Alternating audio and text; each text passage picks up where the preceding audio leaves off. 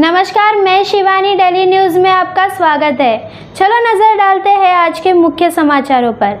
BJP विधायक गणपत शेठ गायकवाड़ ने Ulhasnagar camp number 5 के हिलाइन police station में अंधाधुंध फायरिंग की।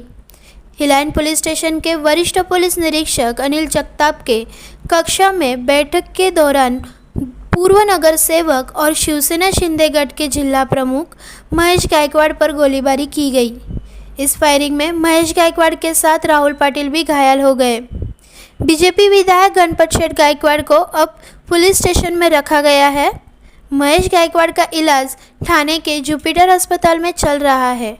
यह विवाद ज़मीन को लेकर चल रहा था। उसी वक्त आमदार गणपत शेठ गायकवाड़ ने गोलीबारी की, ऐसे बात सामने आ रही है। वहीं कल्याण शिंदेगढ़ के खासदार डॉक्टर श्रीकांत शिंदे ने अस्पताल में महेश गायकवाड़ से मुलाकात की है। बीजेपी विधायक गणपत शेठ गायकवाड़ ने महेश गायकवाड़ को 6 गोलियां मारी और महेश गायकवाड़ की हालत अब स्थिर बताई जा रही है। यह उल्लासनगर के सबसे बड़ी खबर है और आइए एक नज़र डालते हैं गणपत शेठ गायकवाड़ से संपर्क करने के बाद उन्होंने जो जानकारी दी है। पोलीस स्टेशन मध्ये पोलीस स्टेशनच्या दरवाजामध्ये माझ्या मुलाला धक्काबुक्की केली। माझ्या जागेचा या लोकांनी जबरदस्ती कब्जा घेतला आणि एकनाथ शिंदे हे महाराष्ट्रामध्ये गुन्हेगारांचा राज्य घडवण्याचा प्रयत्न करत आहे। एकनाथ शिंदे मुख्यमंत्री असले तर महाराष्ट्रभर फक्त गुन्हेगारच पैदा होते। आमच्यासारख्या चांगल्या माणसाला एकनाथ शिंदेनी गुन्हेगार आज बनवलेला आहे आणि म्हणून त्या सर्व म्हणजे मला मनस्ताप झाला आणि म्हणून मी फायरिंग केली। तुम्ही फायरिंग केली, तुम्ही स्वतः पोलिसांसमोर फायरिंग केली, 5 गोळ्या झाडल्याचा आरोप आहे। हो, स्वतः झाडली गोळी मी। मला काही पश्चाताप नाही, कारण माझ्या मुलांना जर पोलिसांच्या समोर जर मारत असतील पोलीस स्टेशन मध्ये तर मग मी काय करणार। पण मग पोलिसांनी या मारहाणीमध्ये हस्तक्षेप केला नाही का? पोलिसांनी डेअरिंग करून पकडलं मला। पोलिसांची डेअरिंगमुळे तो वाचला। पोलिसांनी हस्तक्षेप केला, त्यांच्या डेअरिंगमुळे तो वाचला। तुम्ही त्यांना जीवे मारणार होतात? जीवे मारणार नव्हतो, पण जर माझ्यावरती कोणी असं करत असेल पोलिसांच्या समोर तर माझ्या आत्मसंरक्षणासाठी मला हे करणं गरजेचं आहे। आणि एकनाथ शिंदे साहेब असेच गुन्हेगार सर्व महाराष्ट्रभर पाडून ठेवलेले आहेत आणि एकनाथ शिंदेने दुसऱ्यांचं आयुष्य खराब करायला घेतलेलं आहे। पण तुम्ही आमदार आहात आणि तुम्ही भाजपमध्ये आहात, तर तुम्ही तुमच्या वरिष्ठांच्या कानावर ही गोष्ट घातली नव्हती का? मी वरिष्ठांना बऱ्याच वेळा सांगितलं होतं का हे लोक माझं वारंवार इन्सल्ट करतात। या लोकांनी माझे जिथे माझा निधी वापरला जातो त्या ठिकाणी श्रीकांत शिंदे खासदार स्वतःचे बोर्ड लावतो जबरदस्तीने। मी प्रत्येक वेगवेगळी सांगितलं होतं, ज्या ज्या ठिकाणी मी निधी आणला राज्य शासनाचा त्या ठिकाणी श्रीकांत शिंदेनी बोर्ड आपले स्वतःचे लावले। माझ्यावरती भ्रष्टाचाराचे आरोप केले। एकनाथ शिंदेनी त्या भ्रष्टाचारामध्ये किती पैसे काढले त्यांनी शिंदे साहेबांनी सांगावे। नेमका या ठिकाणी वाद काय झाला होता, हे तुम्ही दोघे समोरासमोर का आला होता? मी जागा घेतली होती 10 वर्षापूर्वी। त्या जागे मालकांना आम्ही पैसे दिलेले 2 वेळा 3 वेळा।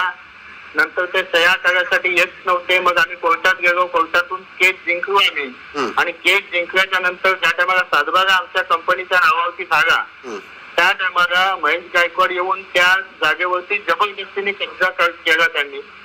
मी परवा दिवशी सुद्धा त्यांना विनंती केली होती की हे जबरदस्तीमध्ये कब्जा घेऊ नका, तुम्ही कोर्टात जा, कोर्टातून ऑर्डर आणा। कोर्टातून ऑर्डर आणली तर लगेच आम्ही ही जागा तुमची तुम्हाला देऊन टाकू, पण तुम्ही कोर्टात जा, दादागिरी करू नका। पण त्यांनी काल परवा दिवशी सुद्धा दादागिरी केली आणि आज सुद्धा दादागिरीने पुन्हा कंपाऊंड सोडून आले ते लोक आणि पोलीस स्टेशनच्या समोर जवळजवळ 400-500 लोक घेऊन आला होता तो तिथे।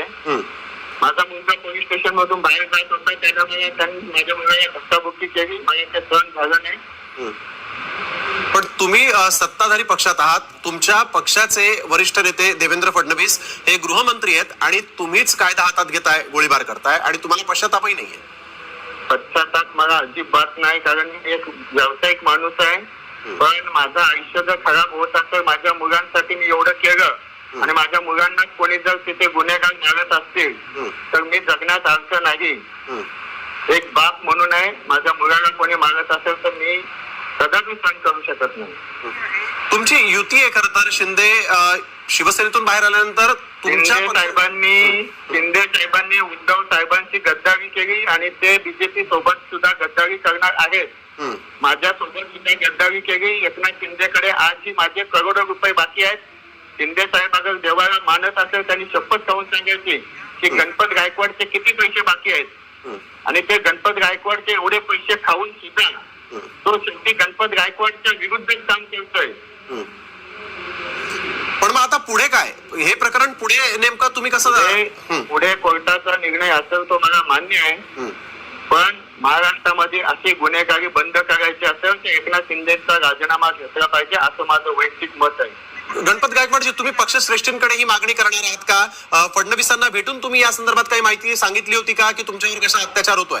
पक्षश्रेष्ठी आता जे निर्णय घ्यायचा ते घेतील, पण माझा निर्णय असा आहे की एकनाथ शिंदेनी महाराष्ट्रामध्ये गुन्हेगारी घडवून महाराष्ट्राची वाट रवाना घेतलेली आहे.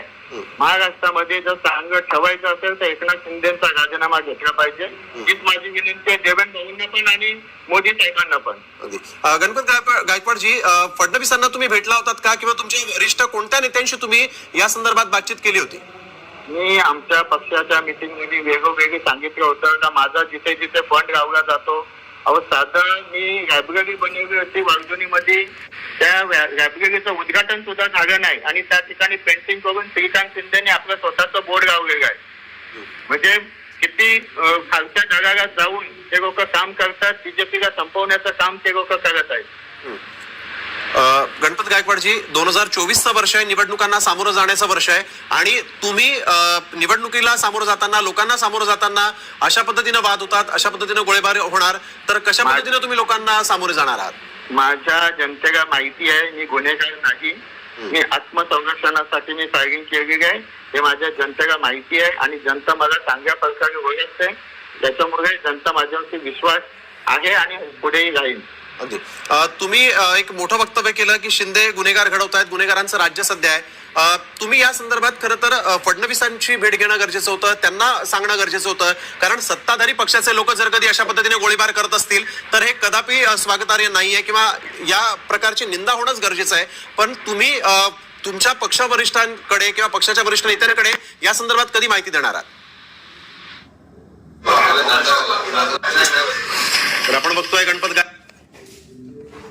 हिल लाईन पोलीस स्टेशन मध्ये महेश गायकवाड आणि आमदार गणेश गायकवाड हे दोघेही काही तक्रार देण्यासाठी आले होते. त्या दरम्यान दोघांमध्ये काही चर्चा सुरू होती.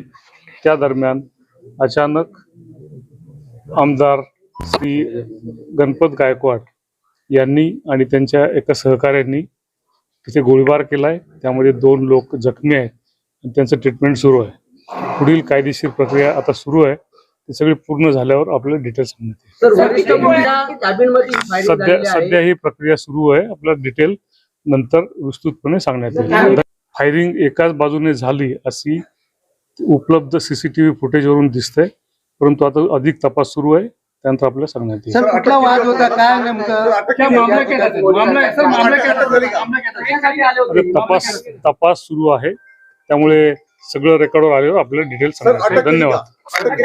हमारे न्यूज़ चैनल को लाइक करो, सब्सक्राइब करो और बेल आइकॉन दबाना ना भूलें ताकि सबसे पहले खबरें पहुंचे आप तक।